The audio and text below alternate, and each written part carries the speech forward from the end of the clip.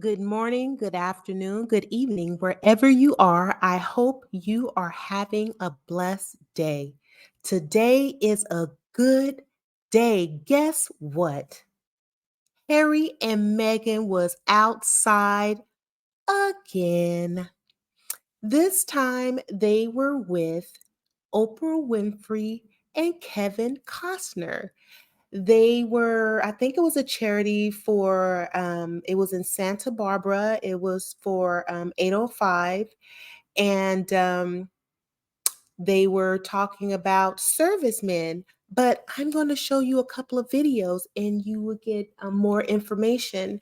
We are also going to talk about the Daily Mail ghostwriting. We are going to talk about Camilla and William briefly.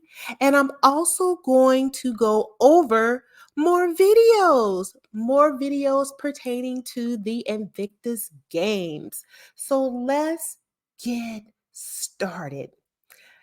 First, let's start off with the good news, and then towards the end of my video, I will go into the drama. So let's start with Harry and Meghan, of course.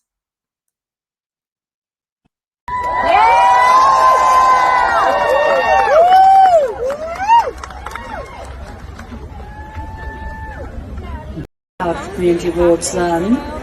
Ladies and gentlemen, please give a warm welcome to the Duke and Duchess of Sussex.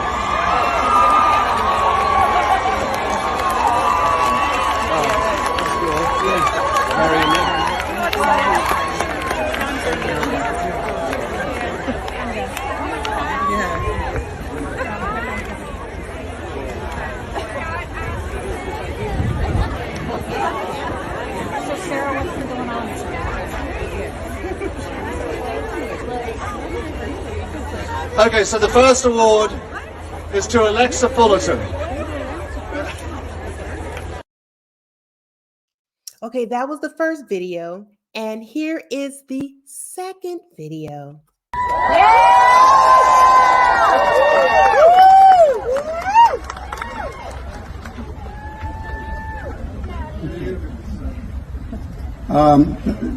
Good afternoon, everyone. I get asked a lot by my friends who have no manners. Kev, what's this place cost? What's it worth? And I can just simply tell you, on a day like today, it's worth every penny. You would come, you'd be here, we'd celebrate people you'll never maybe meet, the ones who are the first to rush in. And it's a place that I've had a lot of good luck in my life, and I've tried to not throw up a wall around it. So thank you for coming.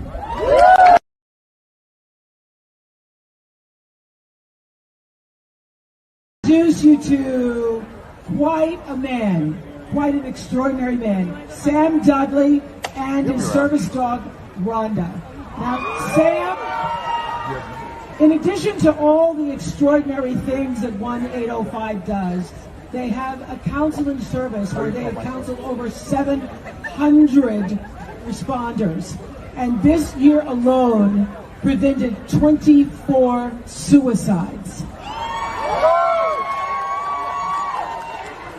And Sam knows all too well how beneficiary the 1805 counseling services are. So before we start talking about that, tell us why you wanted to be a firefighter. Well, I think because I knew one day I was going to be interviewed. Okay. He's a flirt also. So they were attending 1805 Live Charity. It's a fundraiser to support the Santa Barbara County first responders. And wasn't that cool when they were saying that they saved, I think they said 23 lives? That is awesome. So Meghan and Harry, they are always doing positive things. And I'm so happy that somebody videotaped it, because if they wouldn't have videotaped it, just a person in the audience, we wouldn't have known. So they're doing so many things, fundraising and charities behind the scenes, and I love it. And what a wonderful way to start off my video. So let's also get into the Invictus Games. But before I get into that, let's go back to when Harry and Meghan, or not Harry, this was actually Meghan, when she attended the Renaissance concert for the second time without Harry, but she was among people such as Jeff Bezos, Kris Jenner, and then Ted, the CEO of Netflix. I'm thankful for Kelly Rowland. Victoria, Lucky, Latavia Robinson. I'm thankful for all of you guys who have been with me since. Meghan, she has been outside, baby. I tell you, she's been doing her thing. But before I move on, I was getting ready to jump the gun, but before I move on, let's look at some of the screenshots that I got on Twitter or X. So you can see a close-up of Meghan, of her coat. But let me tell you something. They have already taken screenshots and letting the supporters know if you would like to purchase the oversized poncho. It is designed by Carolina Herrera.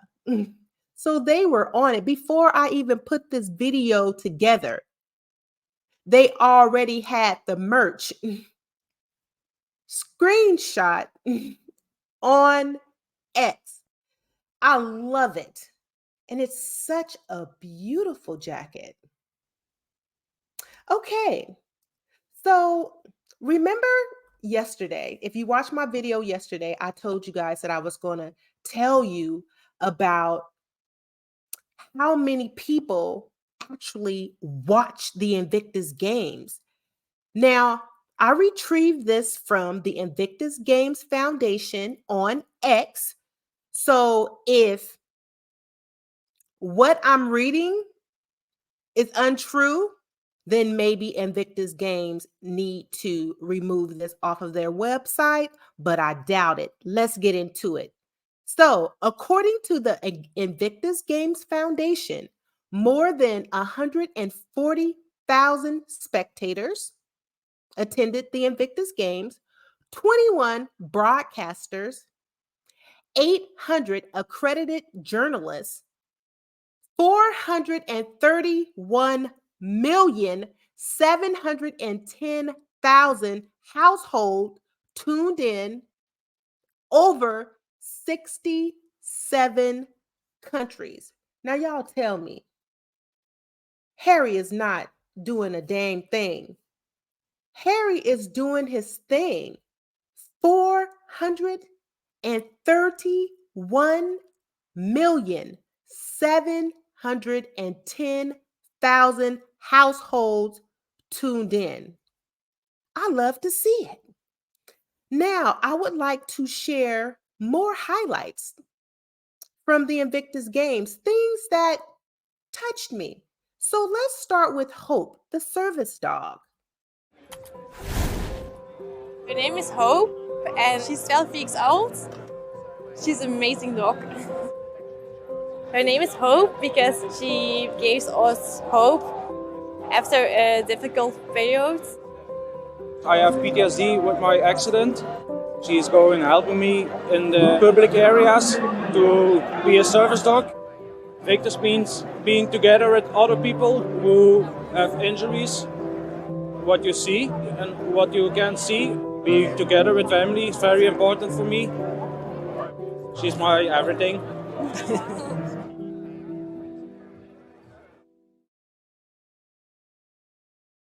Service dog, and he said that Hope is his everything.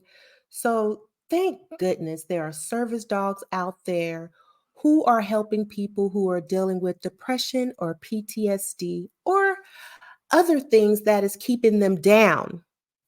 I also have a video of a gentleman who was really good with archery.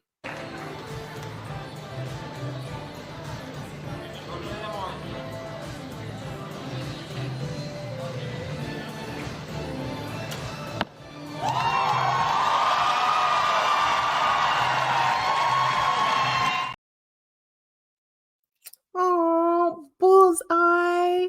So that's two highlights that I have for the day. I will have more tomorrow. I don't want to include too many because it's slowing my computer down. So I'm uploading them and then I'm deleting deleting the uploads just so that my computer is faster. Moving right along. Now, I saw this today. I actually saw this on the Daily Mail website earlier today. And then guess what? They removed it. And you know why they removed it? Because Jan, I think it's pronounced Moore or Moer, she was talking big smack about Camilla and William.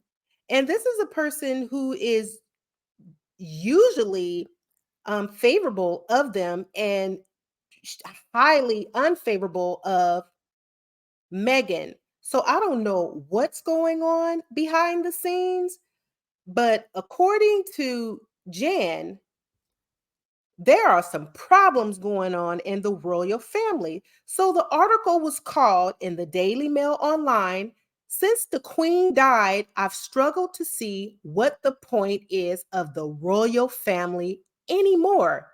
Is that wrong?" And then she went on to say, "Once this dignified, dutiful, much loved matriarch left us for the great palace in the sky, she took the last drop of regal charisma with her, along with my devotion. All we are left with now is the well meaning, but essentially whole human next generation, the second tier on the crumbling cake, the monarchical subs bench." Woo, she don't hold back, Jan, because I love it. She said, "If questions are raised about the value of their individual and collective roles within the UK, then the issue of their significance gets even more crucial when they venture abroad. Look at the king and the queen in France this week.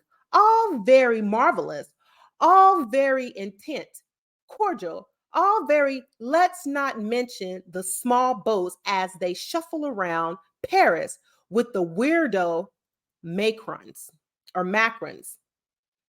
There was a fabulous banquet at Versailles, although it was bit much of King Charles to demand he was not served, was that foie gras norat of seasoned vegetables such as asparagus, particularly as salmon and asparagus fish cakes are still on the menu at the Pavilion Tea Room in Kensington Palace. I hope you are hungry, Your Majesty, because this piping hot hypocrisy is delicious. Oh, hypocrisy is delicious. After dinner, Charles made a speech about the significance of Britain working with France to tackle climate change and honoring the asparagus season mere hours after Rishi Sunak announced he was putting the brakes on Britain financially ruinous, not to say crazy rush to net zero emissions. There was further embarrassment when a historic address to the French Parliament, the king called global warming. Now, you know they have a problem with global warming, especially the people from the extreme right. So they said, Sustainably agreement with with France. Fine words, but after the British government U-turned on green targets, Charles must have been feeling very green indeed. And this was more than just unfortunate timing. It's perfectly emphasized increasing royal irrelevance. Ooh, so basically what she's saying, he shouldn't be talking about emission or anything that got to do with the environment. And then she said, and then of course, there is Queen Camilla. What I am thinking is, do we really have to put the 76-year-old through all this torture?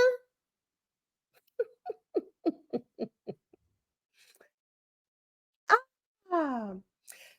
Camilla trundled through Paris like a woman expecting to face a guillotine at the end of every day. She looked terrified most of the time, and when she wasn't looking terrified, she was battling to keep her hat on, fighting to keep her, what is that, herms down, and avoiding being patronized by Madame Macron. The First Lady of France fussed with Camilla evening cape on Wednesday and then unforgivably made her play ping pong during a cringe-worthy publicity event yesterday. Camilla does her best, of course she does, but she always has the air of someone who ponged her ping a very long time ago. I love the shade. Someone who would always rather be somewhere else, preferably at home, feet up, ciggy lit, dog on lap, stiff gin to hand as she riffles through the latest issue of Horse and Hound. And if all that wasn't bad enough, Prince William in America was even worse. He was speaking in New York as the finalists were announced for his flagship environmental project, the Earth Shit Prize. Well, she didn't say Earth Shit, I just threw that in there. The prince appeared in front of an audience that included Bill Gates, UN climate envoy Mike Bloomberg, and former New Zealand Prime Minister Jacinda Ardern, or as I like to call them, people with nothing better to do. They certainly must have wished they were on an earth shot the hell out of there when William began speaking. I think if we remark on how pessimistic and doom and gloom everything is, even though there is a healthy dose, if that needed, it doesn't provoke the reaction from us humans that we would like. He blithered. Honestly, who writes this banal guff for him? Then he went to inspect some oyster beds. Don't ask me why. And that is how the article ended. Now, I see why they removed the article from the Daily Mail. What you see right here on screen is a Daily Mail bookmark. So this is the only thing you can find online at this point. Now they kept the her issue with King Charles and his speech, but they made sure to remove her remark about Camilla and William. And I wonder why. Because if she was talking about Meghan or Harry, it would still be there. Would you agree? Now, let me show you a couple of pictures of what she's talking about. Isn't that a beautiful picture? Ah, Camilla teeth, they're beautiful. And what's up with this lady's neck? That's Camilla walking down the stairs. They had just gotten off their jet. And here is Camilla playing ping pong. What a beautiful picture of Camilla. Ah, this picture is lovely. And we have William. He has a beautiful smile. Would you agree? And William, with his fans in the oyster bed, talking to them about the environment. Wow, what a statesman.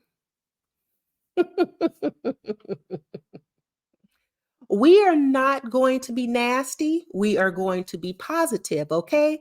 Because after that Jan Moore or Moore article, woo, they need some positivity around their lives. Would you agree? So now, after all of that, we laughed, we smiled, we saw Meghan and Harry once again, but now it's time to get into the drama. Are you ready?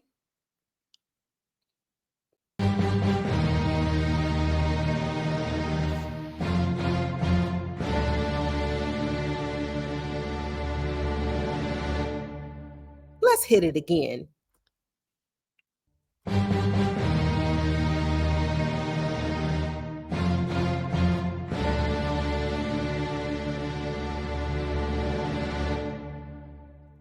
Now there is some craziness going on. Oh, wait a minute. They wanted to go a third time. Let me turn it off. I think it's looping at this time. Got it. Okay. So let's get into this. This is about the Daily Mail and the blackface ghost writing. So if this is something that will raise your blood pressure, it is best to sign off now. If you have not heard, I will go into more detail. An investigation has been launched into claims that the Daily Mail engaged in blackface ghostwriting by attaching names of Black commentators to racist articles that they had not written. The probe by Byline investigates and expose news follows the revelation by whistleblower Dominique Samuels. Now, Dominique Samuels, I think she works for GB News, and she is also a hater. Now, Dominique Samuels exposed them, I think it was about 2 weeks ago, and she said that she had not consented to a case of ghostwriting and rejected another request from Daily Mail staff. Regular Kamala's Nana Okoa, who is also a GB News presenter, blocked a Twitter X user who asked whether any of her articles had been ghostwritten for her. And also, Esther Kraku, a Talk TV presenter, has also been asked the question, but is yet to respond. So if they are not responding about, okay, these are Black people who are allowing Caucasian writers to write our articles about Black people, and they're getting paid for it, okay? There was outrage at the practice after Lester Holloway, editor of The Voice, wrote an opinion piece for Hack Off, a group campaigning for media accountability, blasting the Daily Mail and calling for serious repercussions. Arthur Nels Abbey tweeted, "This is the very R laundering and diversity drenched R we've been screaming about laid bare." Singer Lily Allen added, "This is beyond effed up. Unsurprising, but effed up nonetheless." I wish people would buy into, or I wish people wouldn't buy into these divisive tactics. Economist professor Jonathan Port commented, I need to get my glasses checked. "Even by the standards of the Daily Mail, this is pretty jaw-dropping." And it really is. Responding to Samuel's revelations, Ava Evans, political correspondent at joe.co.uk, commented, "I think we should be paying a lot more attention to ghost written RPs. Sorry." As the role intensified, Samuels wrote, "It's pretty much standard for newspapers to have ghost writers for guest columnists. And I thought because I'd never written for them before, it would be fine." Eventually, when it came to the Carnival article, and I'd been published by them multiple times, I'd had enough and wanted to write it myself for this particular topic. Okay. So, as Sakar of Navarre Media responded, "I don't mean this to be shady, but it's not standard practice at all. Ethics aside, it doesn't make sense for a newspaper to pay out twice." And down below, that is Dominique Samuels. So we all know about the Daily Fail, but it gets worse. Not only do they smear and lie and gaslight, but they are also using Black people to write our articles. And it's crazy that there are Black people in the UK who are allowing Caucasian people to do this for a buck. Well, in America, it's considered a buck, but in the UK, it's considered a pound. I hope Byline continue to look into this, because that is totally unethical, extremely unethical. And I hope that the Black people who are allowing this to happen, excuse me for saying this, but I hope there are consequences for them also, because they are allowing it to happen and they look like fools. I just don't know. And I'm not talking about all the Black people in UK, and I'm sure it's not all the Black people in UK. It's just it's a few. But they are making the Black people look bad in the UK globally when we see stuff like this. It's not good. It's not good at all. But that is all I have for today.